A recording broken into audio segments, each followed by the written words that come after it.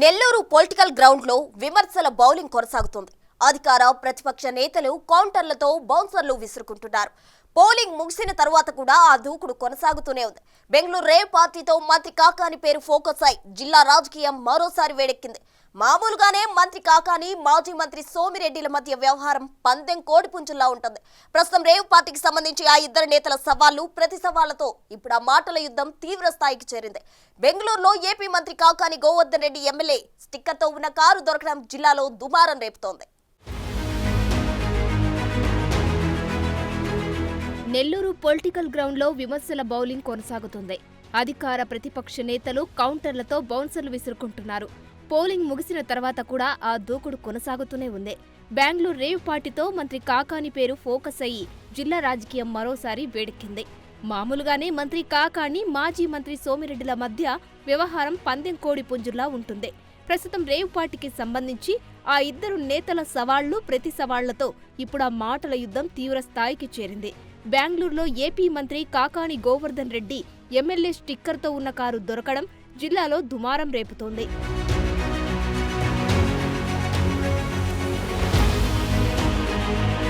బెంగళూరులో జరిగిన rave party AP రాజకీయాల్లో పెనుదుమారం రేపుతుంది. ముఖ్యంగా నెల్లూరు జిల్లాలో పెద్ద రచ్చకు కారణమైంది. పోలింగ్ పూర్తయి నేతలంతా గెలుపోటముల లెక్కలతో సైలెంట్ అయిన తరుణంలో ఎక్కడో కర్ణాటకలో జరిగిన రేవ్ పార్టీతో సంబంధాలు ఉన్నట్లు మంత్రి కాకాని గోవర్ధన్ రెడ్డికి బురద అంటుకోవడం రాజకీయ రగడకు తెరలేపింది. మాజీ మంత్రి సోమిరెడ్డి చంద్రమోహన్ రెడ్డి పదునైన విమర్శలు, ఆరోపణలతో కాకాని గోవర్ధన్ రెడ్డిని టార్గెట్ చేస్తున్నారు. దీంతో జిల్లా రాజకీయం హాట్ గా తయారైంది. ఒక్క స్టిక్కర్ దొరకని, ఒక్కరి కారు దొరకలే, నీ ఒక్క కారు దొరికింది, నాకు సంబంధం లేదంటే ఇంకొక అదే గన డూప్లికేట్ అయితే కర్ణాటక వాళ్ళు తయారు చేసుకోకూడదా? ఆంధ్ర వాళ్ళ డూప్లికేట్ స్టిక్కర్ తయారు చేసుకోకూడదా? తెలంగాణ చేసుకోకూడదా? నీ స్టిక్కర్ ఎందుకు దొరికింది? నీ కార్ పాస్ ఎందుకు దొరికింది? ఎమ్మెల్యే స్టిక్కర్, నీ పాస్పోర్ట్ ఎందుకు దొరికింది? అక్కడ ఎన్నికలయ్యాక బెట్టింగ్లపై దృష్టి పెట్టిన బెట్టింగ్ రాయిళ్లు కూడా వాటిని పక్కన పెట్టి రేవ్ పార్టీ గురించి, అందులో కాకాని గోవర్ధన్ రెడ్డి ప్రమేయం గురించి మాట్లాడుకుంటున్నారంటే అది ఎంత హాట్ టాపిక్ గా మారిందో అర్థం చేసుకోవచ్చు.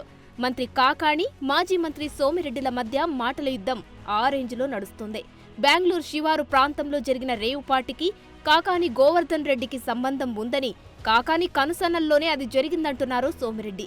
రేవ్ పార్టీలో కాకాని కారు, పాస్పోర్టు దొరికాయని, అయినా తను నాకేం సంబంధం లేదని కాకాని అనడం సరికాదని, నేరం చేసిన వాడు ఒప్పుకుంటాడా అంటూ ప్రశ్నిస్తున్నారు.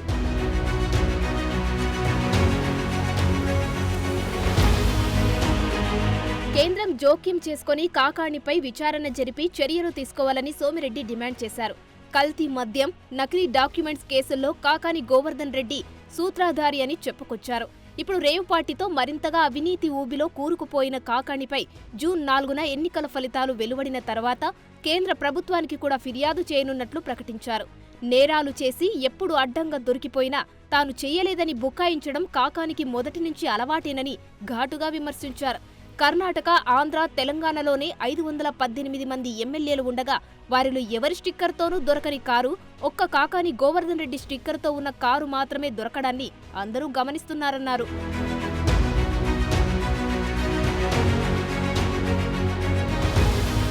టీడీపీ పొలిట్ బ్యూరో సభ్యుడు సోమిరెడ్డి చంద్రమోహన్ రెడ్డి చేసిన ఆరోపణలకు మంత్రి కాకాని అదే రేంజ్లో కౌంటర్ ఇస్తున్నారు.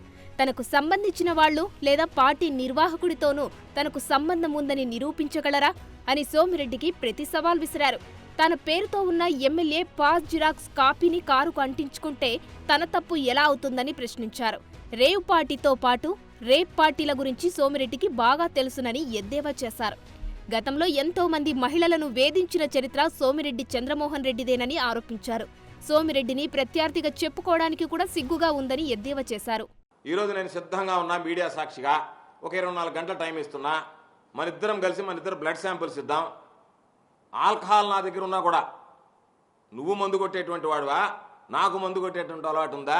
ఎందుకంటే రేవ్ పార్టీలకు పోయేటువంటి వాడు మందు కొట్టాలా, డ్రగ్స్కి అలవాటు పడాలా? కాబట్టి నువ్వు రా అయ్యా, నేను మందు కొట్టను, డ్రగ్స్ ఇవ్వనని చెప్పాను. నేను అలవాటు పడను, లేదు నాకు అలవాటు లేదు, నువ్వు నీ శాంపిల్ నా శాంపిల్ ఇస్తా. 24 గంటలు నువ్వు నెల్లూరు వస్తా, నేను 24 గంటల్లో నువ్వు ఎక్కడ సిద్ధంగా ఉన్నా సరే మన ఇద్దరం శాంపిల్స్ ఇద్దాం. శాంపిల్స్ ఇస్తే ఎవరి రేవు పార్టీలో అలవాటు ఉందనేటువంటి దాని మీద ప్రజలకు స్పష్టత వస్తుంది. తన పాస్పోర్ట్ కూడా నెల్లూరులోనే తన ఇంట్లోనే ఉందని వివరణ ఇచ్చుకున్నారు. తన పాస్పోర్ట్ రేవుపాటిలో దొరికినట్లు జరుగుతున్న ప్రచారంపై కర్ణాటక డీజీపీకి ఫిర్యాదు చేయనున్నట్లు కాకాని వెల్లడించారు. గతంలో ఇలాంటి ఆరోపణలు అనేకం చేసి వాటిపై సిపిఐ విచారణ చేయించినా తనకు క్లీన్ చిట్ ఇచ్చిన విషయాన్ని గుర్తు చేశారు. ఆధారాలు చూపకుండా బురద చల్లితే ఊరుకునేది లేదని హెచ్చరించారు. మరోసారి సిబిఐ విచారణకు తాను సిద్ధమని, సోమిరెడ్డి చంద్రమోహన్ రెడ్డి కూడా సిద్ధమా అని సవాల్ విసిరారు.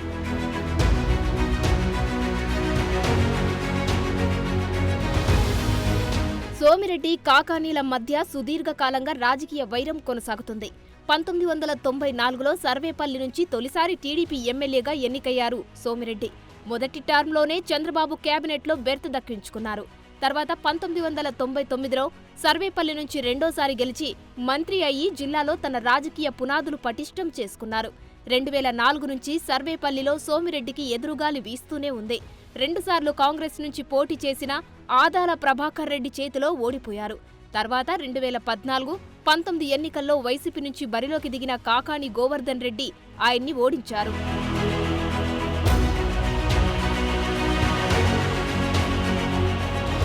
ఈ ఎన్నికల్లో సర్వేపల్లి నుంచి వారిద్దరే తలపడ్డారు. ఆ క్రమంలో వారిద్దరి మధ్య సర్వేపల్లిలో రోజుకో యుద్ధం అన్నట్లు తయారైంది పరిస్థితి.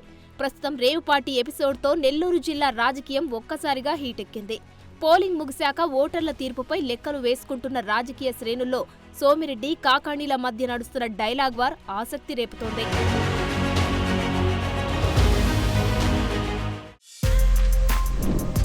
For more videos like this, subscribe Big TV channel.